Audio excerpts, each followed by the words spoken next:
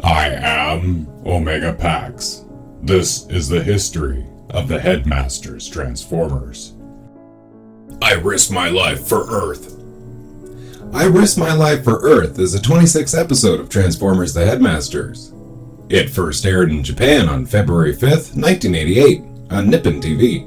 With Scorponok established as the leader of the Decepticons once more, and Spike on the verge of death, the fate of Earth hangs in the balance, and only Chrome Dome can save the day discovering the long-held secrets of Scorponok's weak spot. Following Galvatron's demise, Scorponok once again seizes control of the Decepticon forces and appoints himself the Emperor of Terror, keeping Sixshot occupied by instructing him to continue his attack against Earth's Autobots. Scorponok and the Decepticon Headmasters resume their original plan for the destruction of Earth.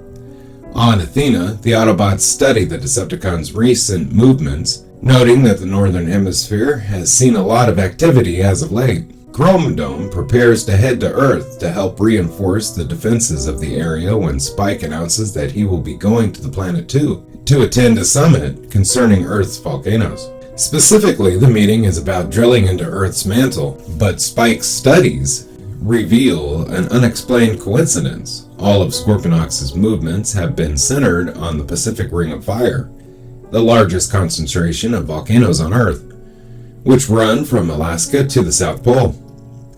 Back in Autobot City, Spike explains that he thinks that the Decepticons are targeting the weak spots where Earth's crust is weakest. But in the midst of his talks, Trypticon attacks. Metroplex holds him off, but Sixshot then arrives, and Chrome Dome, recalling the death of Ultramagnus at the ninja's hands, enrages him in battle. Metroplex is distracted by this, and as Trypticon bears down on him, Spike steps out from his cover to shout a warning to the Citybot, only to be struck by a stray laser blast. Metroplex repels the Decepticons, but Spike is critically wounded and transported to Athena for urgent medical care. Chrome Dome blames himself for allowing Spike to get injured, and although Daniel is understanding, Wheelie is not so forgiving. Just then, Fortress enters to inform everyone on Spike's condition. A small piece of shrapnel has become embedded in one of his arteries and cannot be removed by surgery. His guilt mounting, Chrome Dome turns on Fortress, blaming Spike's injuries on his passive strategies. Once he's restrained and calmed down by his fellow headmasters, the group then debates Scorponok's strategy, with Highbrow speculating that he is attempting to make the Earth combust into a new sun. At that point, a report is beamed in from Scattershot that the Decepticons are active on the Kamchatka Peninsula, another portion of the Pacific Ring of Fire.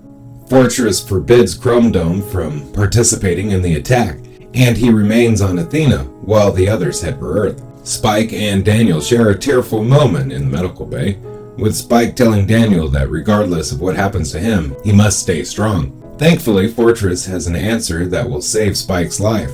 Putting his master-born psychic powers to work, he telekinetically purges the shrapnel from Spike's body. Unfortunately, this drains all of his energy, and with Scorponok on the way to Earth, he will be unable to transform into Fortress Maximus to combat him. On Kamchatka, the Autobots are meeting heavy Decepticon resistance, and Scorponok appears in the sky over the peninsula, patiently waiting for the arrival of Fortress. Soon enough, he gets his wish, and he transforms into robot mode to throw around the energy-depleted battleship Maximus. Stuck on Athena, and feeling useless, Chrome Dome realizes the key to winning the day, discovering the secrets of Scorponok's long-searched-for weakness. Daniel and Wheelie aid him in his work, focusing their studies on the connection between his head and body, per notes left by Highbrow. As the battle on Earth worsens, they at last discover the Decepticons' leader's weak spot, the Decepticon insignia on his chest. Chrome Dome races to Earth, arriving just as things seem to be their bleakest, as Scorponok hurls Battleship Maximus into the molten heart of a volcano.